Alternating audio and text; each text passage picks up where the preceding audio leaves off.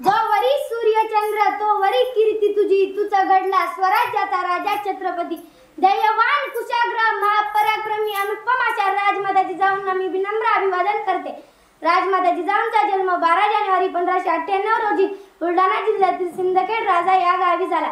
त्यांच्या वडिलांचे नाव लकोजीराव जाधव व आईचे नाव म्हाळसाबाई होते. लहान वयात त्यांनी तलवारबाजी, घोडेस्वारी, युद्धतंत्र यांचे शिक्षण मिळाले होते. जिजाऊंचा विवाह डिसेंबर 1605 मध्ये वेरूळचे शहाजीराजे भोसले यांच्याशी झाला. दोन्ही राजघराणे नेतृत्वाचे संस्कार आपोआपच झाले. त्यातूनच घडलेलं मजबूत खंबीर नेतृत्व म्हणजे जिजाऊ. स्वराज्याची प्रेरणा तुम्ही महाराष्ट्राची शान, स्वराज्याची प्रेरणा तुम्ही महाराष्ट्राची शान, मुद्रा तुम्हाला मानाचा, झुकून माझी मान, झुकून माझी मान.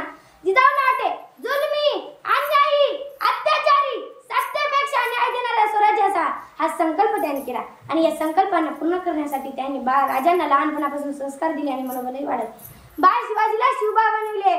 स्वराज्याची निर्मिती, नेतृत्व, मातृत्व, कर्तृत्व या तीनच गुणांचा योग्य ठिकाणी उपयोग करून राजा कसा असायचा आदर्श उदाहरण घडेल. आई आई जगातील सर्वात महान योद्धा आहे.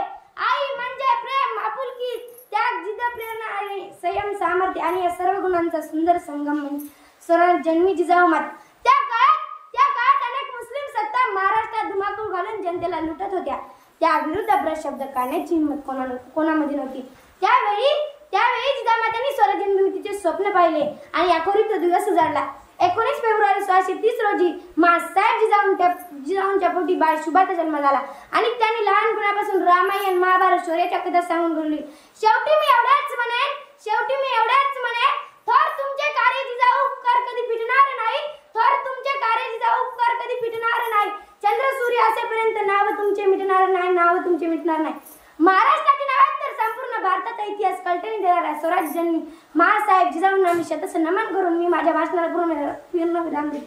जाता एवढंच म्हणेन, आमचं तुमचं नातं काय. जय जिजाऊ, जय शिवराय, जय जिजाऊ, जय शिवराय.